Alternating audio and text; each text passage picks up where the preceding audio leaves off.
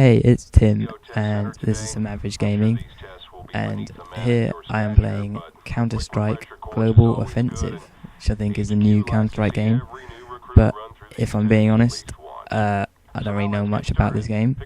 This was the first time I played it, and I was gonna do like some multiplayer, but the servers were down, so I decided to do the train level instead.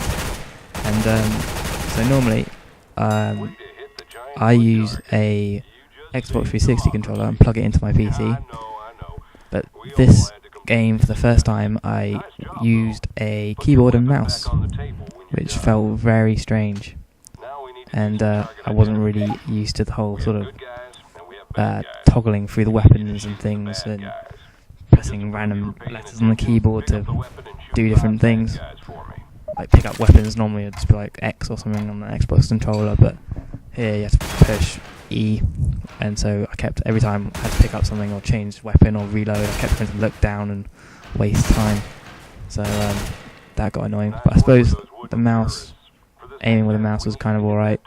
I don't know, sometimes it would seem a bit sort of, I don't know what the word is, it's not as smooth as the Xbox controller when you sort of look around and things, and yeah, I don't know, like, if you notice much, it's kind of, I find it's quite sort of staggery as you move around, but using Xbox controllers, it's got like the analog stick, so I feel it's much smoother, but I don't know, depends what you're used to, really, I guess. I sort of found it funny, found it really weird and different using a mouse to look around and things. You kind of have to keep like swiping it across if you want to do like a 360 310. Whereas with an Xbox controller you can just hold it all the way to the end and you just spin around. But I suppose it's something to get used to. But I feel like with the recoil and stuff it's much more helpful to have a mouse. You can just drag it down carefully. Whereas with an Xbox controller you have to hold down the analog stick. But that doesn't always give you enough of a pull down. Whereas the mouse, I feel you can kind of control to what extent you want it to pull down more than the Xbox controller, because it kind of limits you with the Xbox controller. You reach like the edge of the where the analog stick can reach, basically. So I don't know how much that really made much sense, but hopefully if you've ever tried both you might have some clue as to what I'm talking about. So this game targets, when you're shooting, it's best aim for the head, as with most games. As explained in this part of the training, aiming for the shins does some damage, but not as much damage as aiming for the body or the head, and aiming for the head does the most damage, and so this kind of little area exhibits that. As you can see, aiming for the head kills them much faster, basically.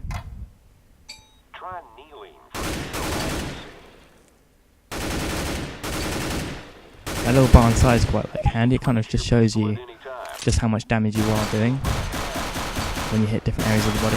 So I was hitting like the body parts and it just took way more shots. Whereas when I aim for the head, their health deteriorates way quicker. So aim for the head, people.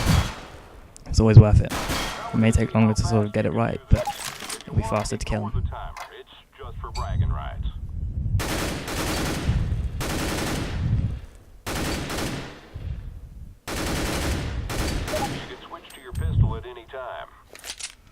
Now, I kept getting really confused switching my pistol. You have to like use like the scrolly mouse button, and I'm not used to that at all. I'm used to just pressing Y on the Xbox controller. But cycling through all the weapons, so I'd cycle to my pistol, and then it would go to the knife, and then it would go to the grenade, and then it would go back to the main weapon. Whereas with Xbox, you kind of have like other buttons allocated to it, so I found that it kind of made it longer, which kind of annoyed me.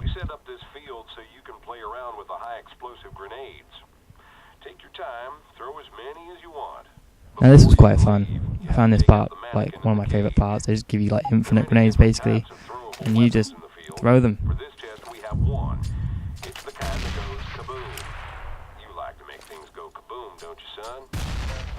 I mean, like the physics engine is pretty good. Like a couple of times you just get things spraying everywhere. Oof, like that. It's kind of reminds me of FPS Russia. It's like, hello, this is FPS Russia, and today we throw grenades. And then you blow up a car at the end for no reason at all. That seems to always happen in that show.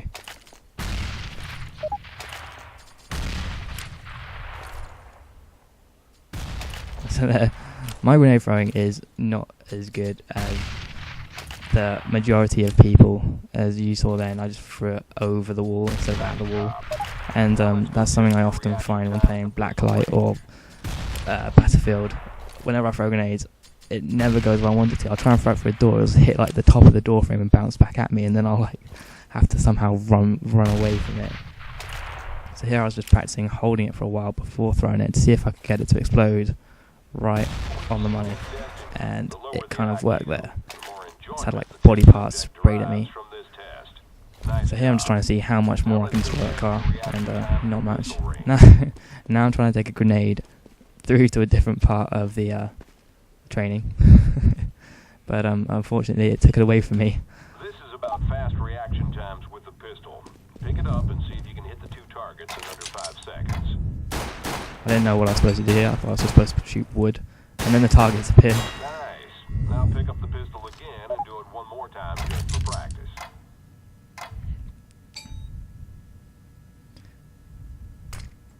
Flashbang. I did not see that coming. I did not have a clue what to do. Shield your eyes by looking away or blocking the line of sight. Let's try that again.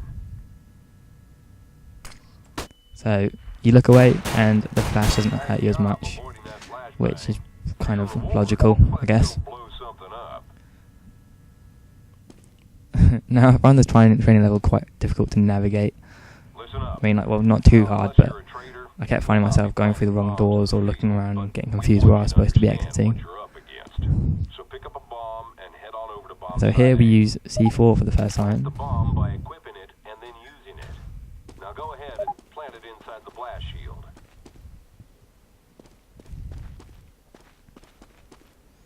Now I don't get why we couldn't blow something really cool up with the C4. We just have to put it in a box and put it there. It doesn't even blow up, so it's kind of annoying.